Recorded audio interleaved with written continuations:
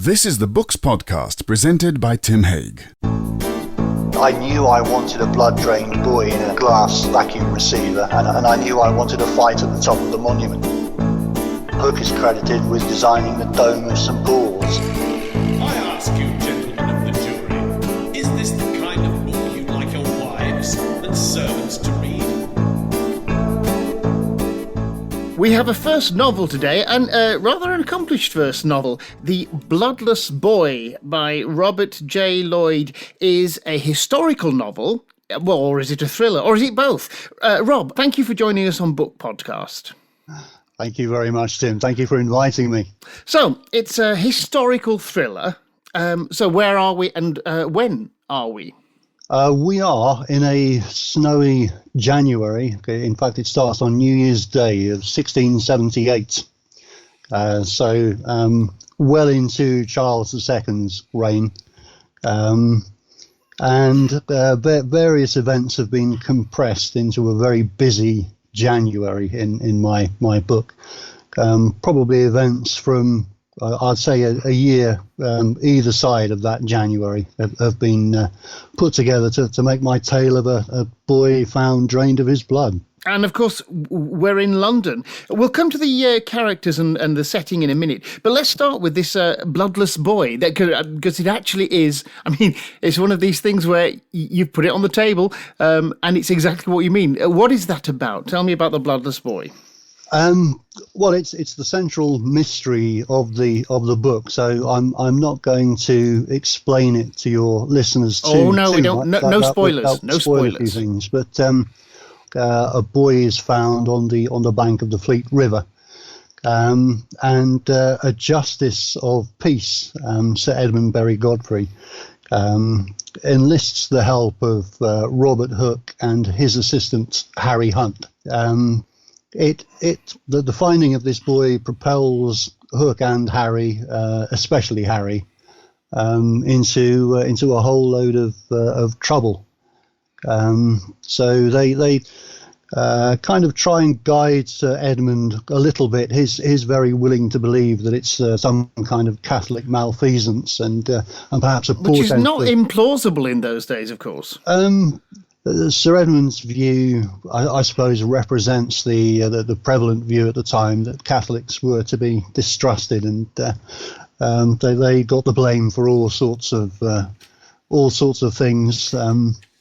Anything that went wrong, was probably down to the Catholic plotting of some kind. Whereas Hooke was the voice of reason, of course. Certainly in your book, Sir Edmund is a real historical character, and most of your characters are real historical characters, aren't they? In this book, they are.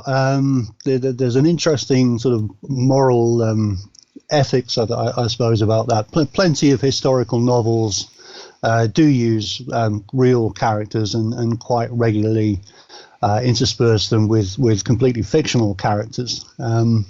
I'm certainly not alone in doing that, but it does raise interesting ethical considerations if you're using people, even if they died, over 300 years ago. So you kind of have an interesting relationship with your characters. It is quite exciting, though. I mean, when we first meet Robert Hooke, I naturally remember him from my O-level physics. He was the inventor of Hooke's law, something to do with springs, I think. And where you've placed him, of course, is where he was. Who was he really at this point in London? Well, he was a quite extraordinary character. I've lived with Robert Hooke since the mid 1990s. I did my MA thesis about Robert Hooke.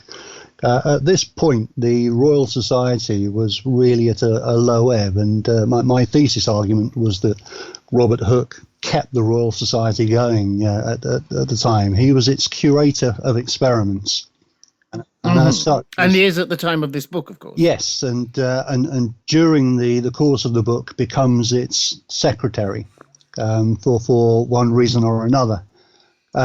He held both roles for a while and complained bitterly of the overwork, and eventually became the secretary. But for years, from 1663, in fact, he was the curator expected by the society to provide 3 or 4 considerable, in quotes, considerable experiments every week for the edification of the fellows. And he was a man more than qualified to do that, although it put tremendous strain and stress on him. He was given quarters in Gresham College, where the Royal Society was based, and so every week I have a picture of Hooke dragging equipment down from his lodgings or from the workshops, and presenting experiments which covered a huge range of different activities.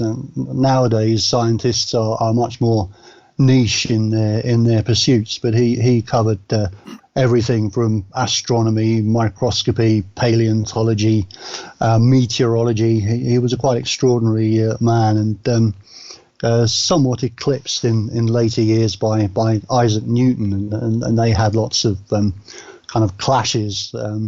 Newton was bitter that Hooke poured scorn on his microscope design, and then they clashed over the inverse square law. And Newton was a fairly bitter man anyway. For the greatest scientist of his time, he was pretty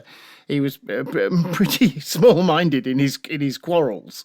He was an interesting man to come up against, I think, and Hooke's reputation after his death, when Newton became president of the Royal Society, I think it's fair to say suffered. I think Newton eclipsed him by his amazing achievement of the Principia, but also some politics was involved.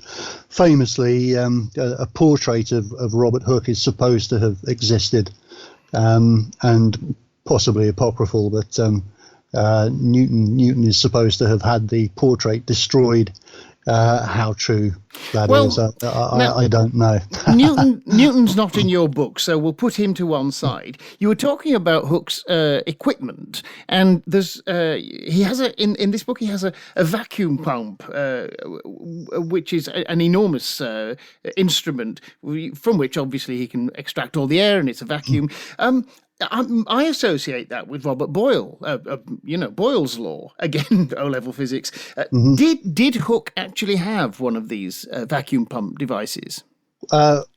Boyle employed Hooke to build and design a vacuum pump for him. Hooke was the person able to do so. Boyle wouldn't have been able to create that instrument. Even Hooke's wasn't dependable, but Boyle was Hooke's patron, and during the 1650s into the 1660s, up until Boyle released him to become the curator of the Royal Society.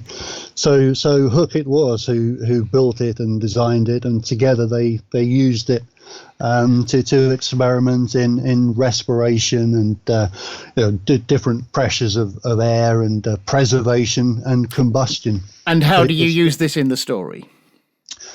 Well, perhaps slightly fancifully, I believe that the actual air pump would just have been big enough to store the bloodless boy, who is, I describe him as being between 2 and 4 years old. So I may have had to enlarge the air pump slightly.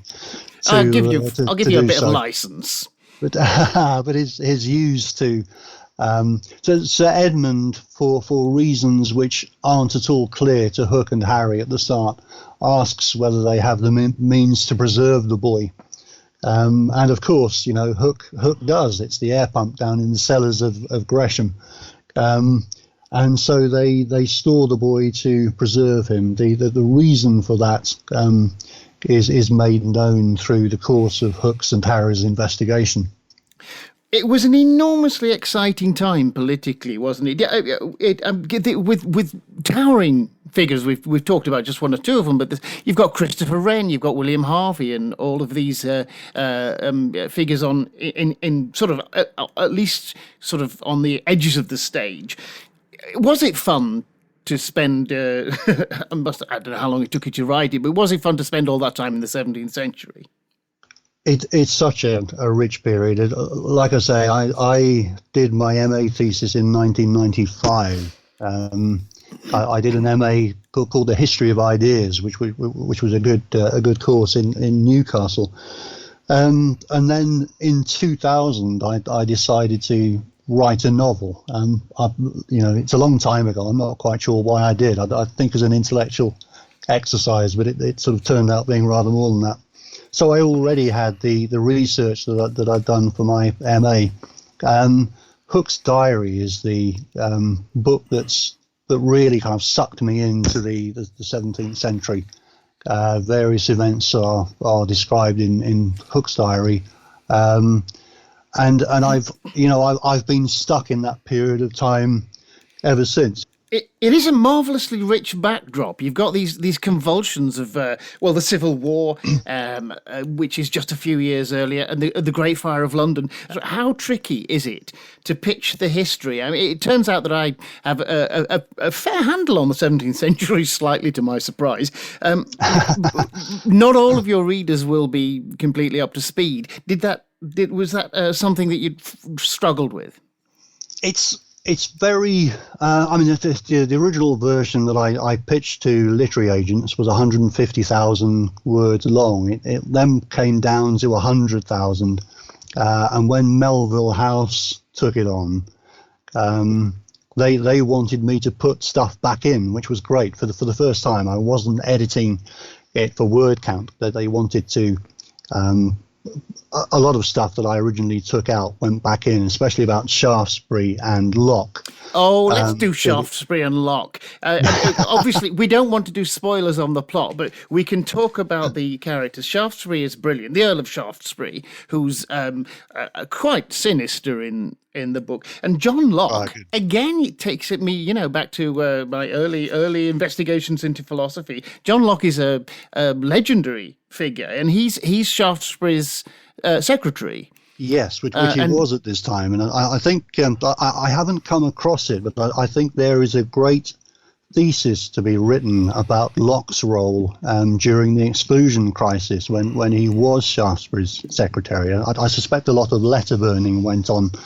I think he did help Shaftesbury. Shaftesbury, I should explain, was an opponent of the king at this time. He had a history of sort of switching sides, but at this point he was against the inheritance of Charles II's brother, the Duke of York, James the Duke of York, taking over, because he was admittedly a Catholic. It's funny, I'm kind of hedging around, of course you are. Elements of the plot. Well, then let's make it slightly less lofty. He has an ailment, the Earl of Shaftesbury, in this, which I don't know if it's true, but John Locke has devised a silver draining tube from, is it his gallbladder that's poisoning him? Just above his liver, yeah. He had a suppurating cyst just above his liver. Yes, John Locke and Thomas Sydenham were Shaftesbury's physicians, and he was very dangerously ill, but they discussed and planned the operation, but it left Shaftesbury with a silver pipe sticking into his liver, basically. And of course, every time that we come across Shaftesbury, as it were, on stage in your book, this is bothering him. It hurts. It's uncomfortable. It's ruining his shirts. It's a marvelous piece of characterization, because it must have been horrendous. It must have been horrendous, and yet we see him getting on with his planning and his machinations. That's right. I mean, he was still able to lead the country party and the Green Ribboners, the anti Charles II, or really more anti the Duke of York faction. He was still able to dominate Parliament to the extent that Charles II prorogued Parliament, because the voices against him were so strong. And well, this brings me then to another something I loved about the book. It's marvelously evocative of, well, the miserable. It's set around the New Year, and you simply never let up, do you? The weather is atrocious. It's cold. It's miserable. Your character, especially Harry, your central character, spend a lot of time cold, wet, and uncomfortable. Yeah, he has a rough old time, doesn't he? We forget how rough life was, and it was the weather worse in the 17th century, for instance. Was it always cold and miserable? Well, we had the mini ice age. That was a couple of the famous sort of image of the Thames frozen over and the frost fairs. That was around that slightly later in time, but I would have to check through Robert Hooke's meteorological notes, which sadly are in a different temperature scale, but. Whether it was actually colder, I would guess so. But certainly they had less recourse to central heating and thermal underwear than we do. That's right, and I've set scenes as well at night. Can you imagine going through 17th century London at night with a link boy ahead of your hackney carriage lighting the way, or just a single lantern as you go through the pitch blackness of the old part of London that hadn't been burned, the narrow old streets. It must have been terrifying. It must, and you're very keen to evoke the London of the 17th century, and what the buildings are like, and what it's like to get through the streets. And you've even got a scene on the Fish Street pillar, the monument, which I'm right in thinking that this is the monument to the Great Fire that's still there. That's right, designed by Robert Hooke, of course, and although rubber stamped by Christopher Wren, it was Robert Hooke's design. He overlooked the building of it. And together they designed it as a huge scientific instrument, which I find fascinating. I was there the other day and hoped to go up it, but because of COVID, the monument was closed. But each step in the monument is exactly 6 inches high, so they could do accurate measurements as they dropped balls down the center of the tube, or did barometric measurements. But it was also a zenith telescope, quite extraordinary. There was a lens up in the brass urn at the burning flames, and another lens down in the basement. So they had a 200-foot long telescope, which sadly, because of the traffic, didn't really work. And observations like that went off to the Royal Observatory, which again Hooke was a major part in designing. So my London, I tend to go for buildings that Hooke at least had a part in. Historians of architecture have lots of fun trying to disentangle what was Wren's and what was Hooke's. But for example, Hooke is credited with designing the dome of St Paul's. And is he? I didn't know that. I always thought that was Wren. Know that.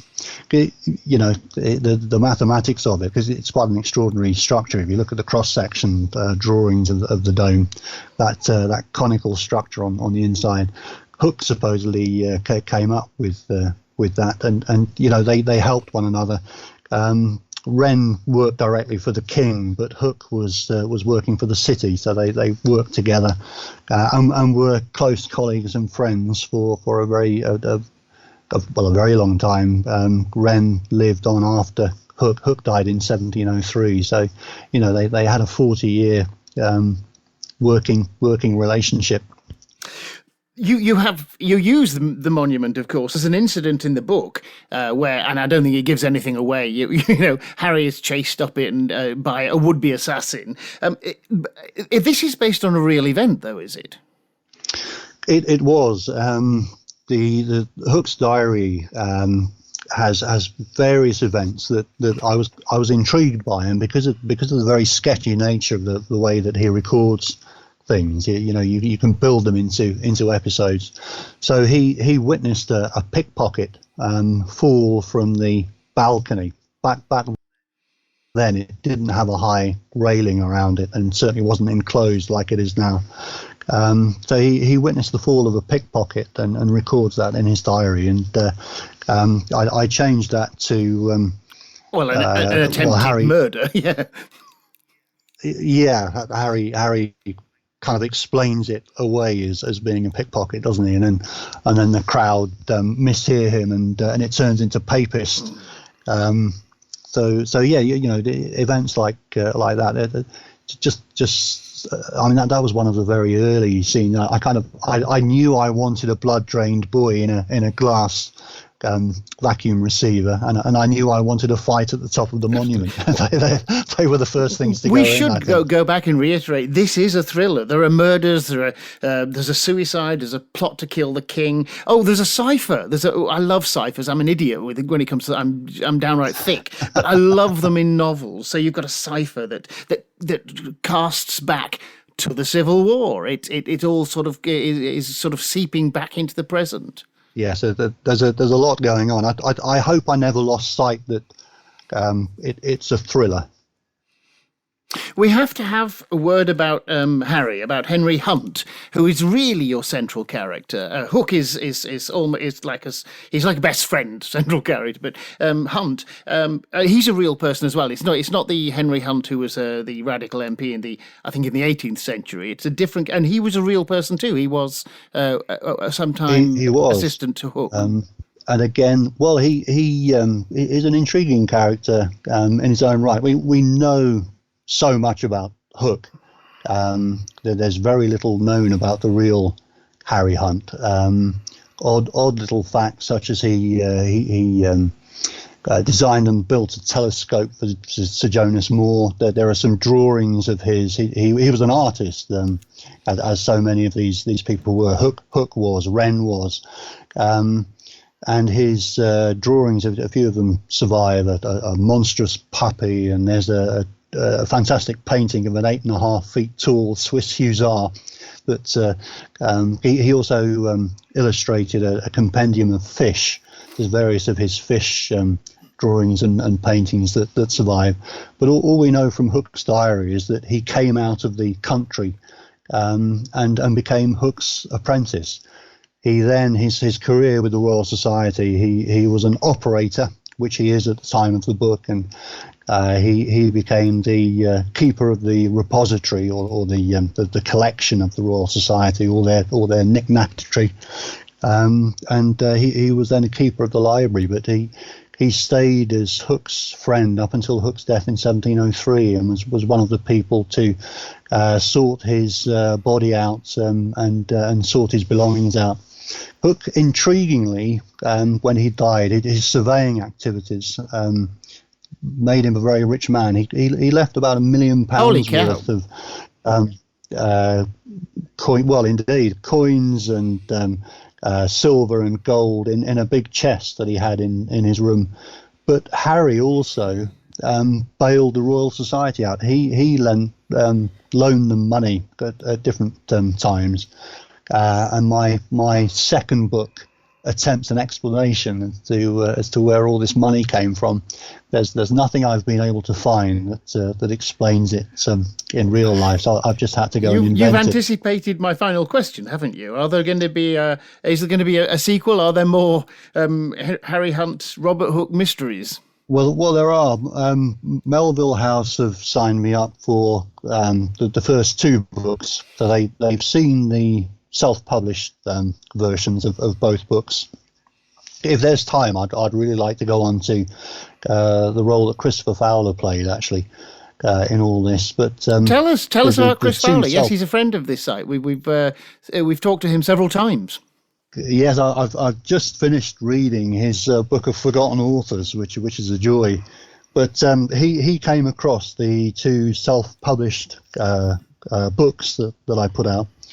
And not only wrote about them on his blog, but also was on Miles Jupp's Radio 2 program about unputdownable stories, and he spoke about my books, which was quite extraordinary and completely unexpected. And that from that was picked up by a bookseller in San Francisco, a man called Martin Sorensen.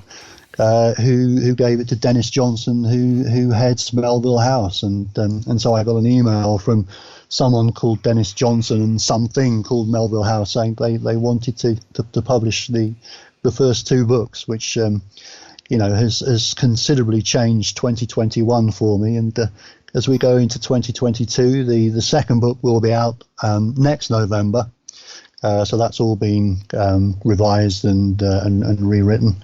And book 3 is fully planned, and I'm about 60,000 words into book 3. So each follows directly onward. There's about a year gap between each of the stories. And the rest, they say, is historical thriller.